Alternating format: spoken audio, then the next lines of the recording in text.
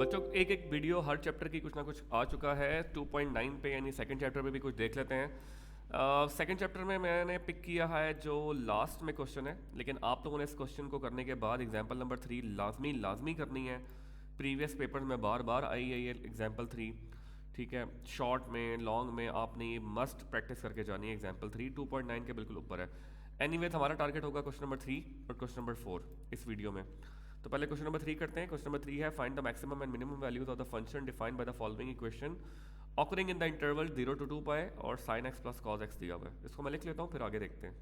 Okay, मैंने सवाल लिख लिया और आपके पास इंटरवल दिया हुआ है 0 से 2 पाए। इसका क्या फ़ायदा, क्या नुकसान, क्या यूज़ होगा, वो हम लोग वीडियो के सोल्यूशन में देखेंगे। तो आपके पास पहले आप इसका डेरिवेटिव लेंगे। फर्स्ट डेरिवेटिव साइन का डेरिवेटिव हो जाएगा cos x, cos का हो जाएगा माइनस sin x, जिसे हम लिख देंगे cos x minus sin x, right. फिर हम लोग फर्स्ट डेरिवेटिव को 0 के बराबर रखते हैं ताकि हमारे पास पॉइंट्स या वैल्यूज आ जाएं जिन्हें हम क्रिटिकल पॉइंट्स कहते हैं या स्टेशनरी पॉइंट्स कहते हैं। ठीक हो गया। तो आपके पास आ जाएगा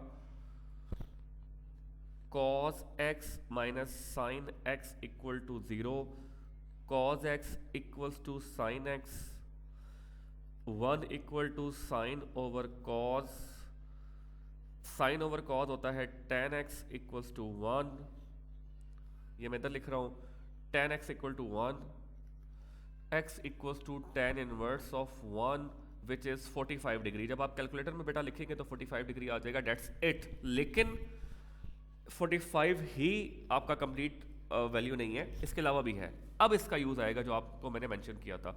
0 से 2 पाई का मतलब है कि आपने वो तमाम वैल्यूज़ पे ये चीज़ चेक करनी है कि किस पे मैक्सिमाइज कर रही है और किस पे मिनिमाइज कर रही है। 0 से लेकर 360 तक, यानी इन तमाम वैल्यू पे सर्च करना है। हमारे पास अभी तो 45 आया, 45 में 90 ऐड कर दें, ये रफ में कर लें बेशक, ठीक है। 45 प्लस 90 ये आएगा 135। अब जब आप tan 135 चेक करेंगे तो वो 1 नहीं आएगा, -1 आएगा, तो हम इसको क्रॉस कर देते हैं।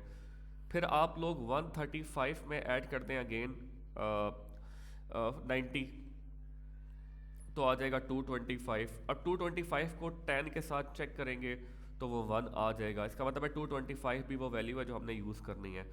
फिर 225 में 90 ऐड कर देंगे तो ये 300 समथिंग आ जाएगा। जब वो 300 समथिंग पे आप 10 यूज़ करेंगे तो 1 की वैल्यू नहीं आएगी, और 300 समथिंग में दोबारा 90 ऐड करेंगे तो वो 400 समथिंग चला जाएगा, हमारी जो वैल्यू है उससे बाहर चला जाएगा। तो हमने सिर्फ 360 तक चेक करना था, ठीक है, उसके अंदर अंदर। तो हमारे पास उसके अंदर अंदर दो वैल्यूज़ आई हैं, एक आई है 45 डिग्री जिसे हम π/4 कहते हैं, और एक आई है 225 डिग्री जिसे हम कहते हैं अगर हम इसे कन्वर्ट करें उसमें रेडियन में तो आता है 5π/4, लेकिन मैं आप लोगों की आसानी के लिए इन्हीं दोनों को यूज़ करूँगा, उनको कन्वर्ट फॉर्म में यूज़ नहीं करूँगा। एनीवेज, अब आपके पास फर्स्ट डेरिवेटिव लिया, क्रिटिकल पॉइंट्स या स्टेशनरी पॉइंट्स आ गए। अब हम इसका लेंगे सेकंड डेरिवेटिव। ये फर्स्ट डेरिवेटिव की वैल्यू थी, मैं लिख लेता हूँ। फर्स्ट डेरिवेटिव आपके पास आया था cos x minus sin x। अब इसका सेकंड डेरिवेटिव लेते हैं f double dash of x। cos का आ जाएगा माइनस साइन और sin का आ जाएगा cos। ठीक हो गया, ये आपका सेकंड डेरिवेटिव आ गया। आपके पास जो दो वैल्यूज आई हैं बेटा 45 और 225, इस इंटरवल में रहते हुए, याद रहे इस इंटरवल में रहते हुए ये वैल्यूज हैं। हो सकता है आपको पेपर में ये इंटरवल चेंज हो, तो आपने उसमें रहते हुए वो वैल्यू सर्च करनी है। एनीवेज, आप लोग जब इसको आगे देखेंगे, पहले हम लोग इसमें पुट कर देते हैं 45। तो f double dash of 45 is equal to minus sine 45 और माइनस कॉस 45।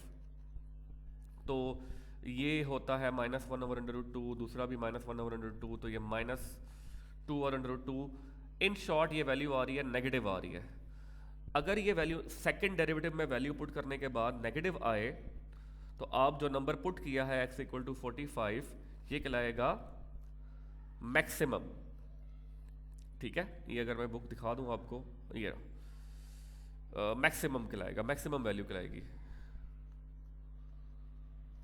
ठीक है, और अब हमारे पास दूसरा पॉइंट है x इक्वल टू 225।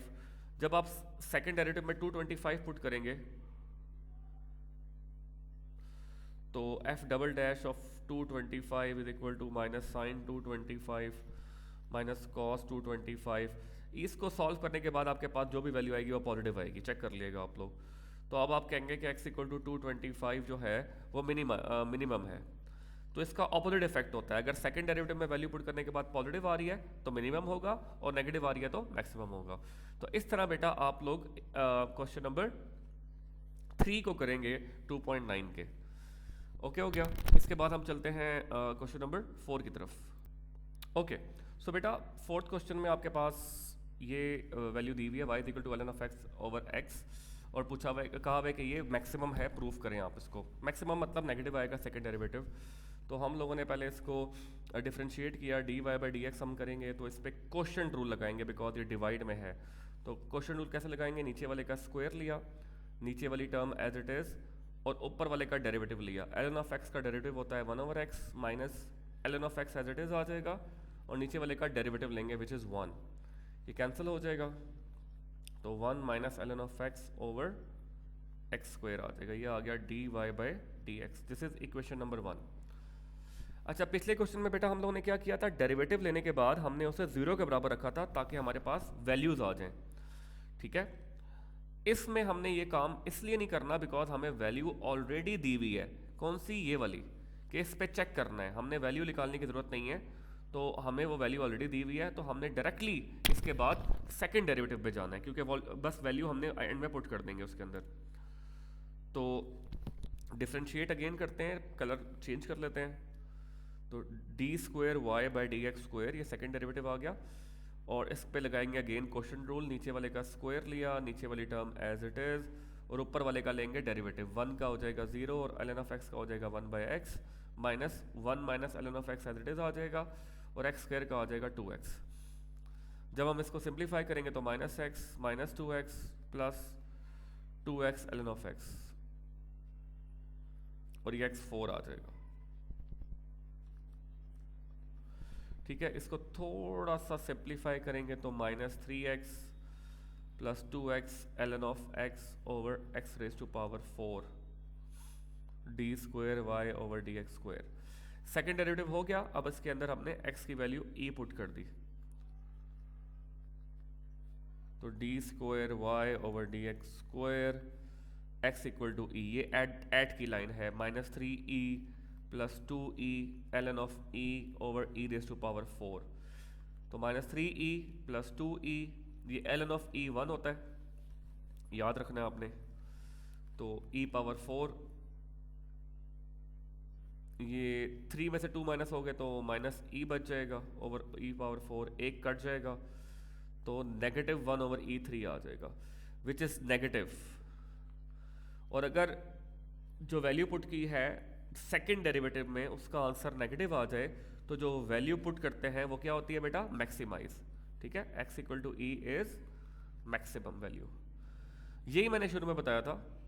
आप अगर जाएं रिट्रेस करें कि वो मैक्सिमम होनी चाहिए जो उन्होंने पूछा हुआ था,